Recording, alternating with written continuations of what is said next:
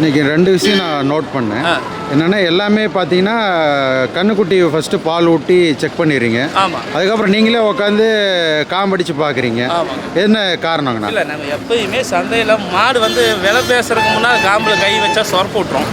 அதெல்லாம் வெறும் வரக்காமல் கை வச்சா மாடு உதைக்கும். அதனால் வந்து நம்ம அந்த வேலையை செய்ய முடியாது. அதனால் விலை பேசின முற்பால் கன்றுக்குட்டி கஸ்டமர் மாட்டுக்காரர் முன்னாலே நம்ம அந்த வேலையை செய்யணும். நம்ம இங்கே கொண்டு வந்து வச்சுட்டு இப்போ கன்றுக்குட்டி பால் உதைக்குது பால் வரலைன்னு சொன்னால் அது பெரிய பஞ்சாயத்து ஆகும். அதனால் அப்படியே லைவாக மாடு கஸ்டமரும் இருப்பாங்க, மாடு நமக்கு விற்றவங்களும் இருப்பாங்க. அப்படியே கன்றுக்குட்டி விட்டு சொரப்புட வச்சு ஃபஸ்ட்டு நம்ம உக்காந்துக்கறது. ஏன்னா சில கஸ்டமர் போனோன்னே படக்குன்னு உக்காந்துருவாங்க, அது பயந்துக்கிட்டு ஓடிடும். அதனால் ஃபஸ்ட்டு நாம் நேக்காக உட்காந்து 4 காம்பி அடித்து பார்ப்போம், பீர் அடித்து காமிப்போம். அப்புறம் மாட்டுக்காரங்களை வர சொல்லி உக்காந்து நீங்களும் அடிங்க, இல்லைங்க பரவாயில்லைப்பாங்க, இல்லைங்க நீங்களும் அடித்து செக் பண்ணிக்கின்னு சொன்ன மாதிரி அவங்க எப்படி அந்த மாட்டை ஹேண்டில் பண்ணுறாங்க, காம்பு பிடிச்சி எப்படி அடிக்கிறாங்கங்கிறத நாம் அதை பார்த்தா தெரிஞ்சுக்கலாம். பால் நல்லா கறக்க தெரியுதா, இல்லை கறக்க தெரியாமல் 1-2 அழுத்துறாங்களான்னு பார்த்து தெரிஞ்சுக்கலாம்.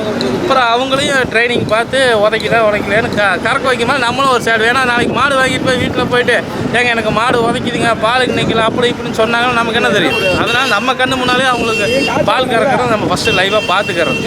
மாடு உதைக்காமல் நிற்கும் பால். அப்புறம் இங்கேயும் வந்து பால் கறக்கும் போது நம்ம பசங்க கறப்பாங்க, வீட்டில் அம்மா கறப்பாங்க, அப்புறம் வந்து கஸ்டமரையும் கறக்கும்னு சொல்லிடுவோம்.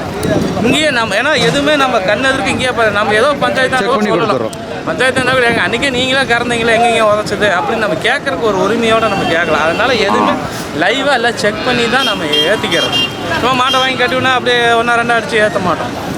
முழுக்க நம்ம ஆளுக்குள்ள ஆளுக தான் எல்லாருமே கறப்பாங்க. இப்போ நம்ம டிரைவர் கறப்பாங்க, வீட்டில் அம்மா கறப்பாங்க, நான் கறப்பேன், கஸ்டமர் கறப்பாங்க. டோட்டலாக எல்லாருமே கறந்து பார்த்துருவோம். அந்த கண்டிஷன் பண்ணி தான் லைவாக வெளியே